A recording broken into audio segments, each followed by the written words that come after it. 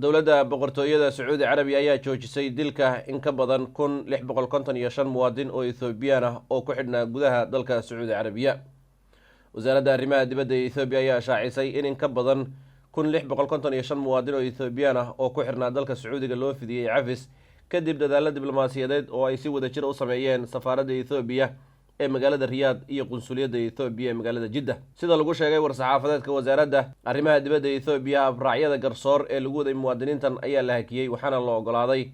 inay ka faa'iideystaan cafis rasmi ah oo ay fidisay dowladda boqortooyada Sacuudi Carabiya. wasaaraddu waxay sheegtay in tilaabadan ay ka dhalatay dadaalada dowladda Ethiopia ee ku aadan ilaalinta danaha muwaadiniinteeda dibadda ku nool, iyadoo mudnaan gaara la siinayo diblomaasiyadda ku salaysan adeega shacabka. dhanka kale, wasaaradda arrimaha dibadda ee Ethiopia ayaa sheegtay inay sii wado la socodka iyo xalinta arrimaha kale ee khuseeya muwaadiniinta Ethiopiaanka ee ku sugan Sacuudiga,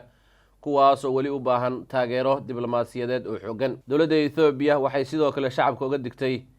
inay ku kaadsoomaan ballanqaadyada been abuurka ah ee ay faafiyaan kooxo ka shaqeeya tahriibinta dadka, gaar ahaan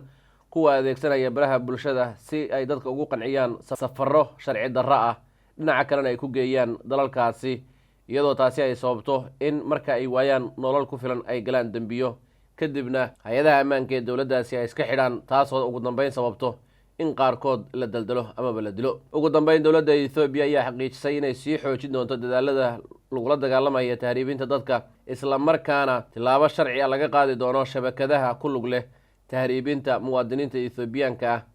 ee aan haysanin dhaqaalaha ku filan, kuwaas oo baraha bulshada laga abaabulayo kadibna loo sii qaadayo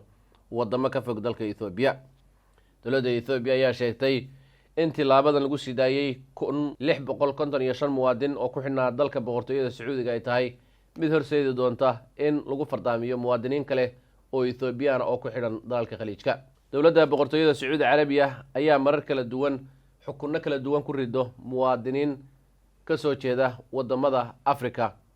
waxaana la xasuustaa in sanadkii la soo dhaafay ay kumanaan Soomaali ah ku xidhnaayeen dalka boqortooyada Sacuudi Carabiya, kuwaas oo qaybo ka mid ah lagu xukumay dil iyo daldalaad.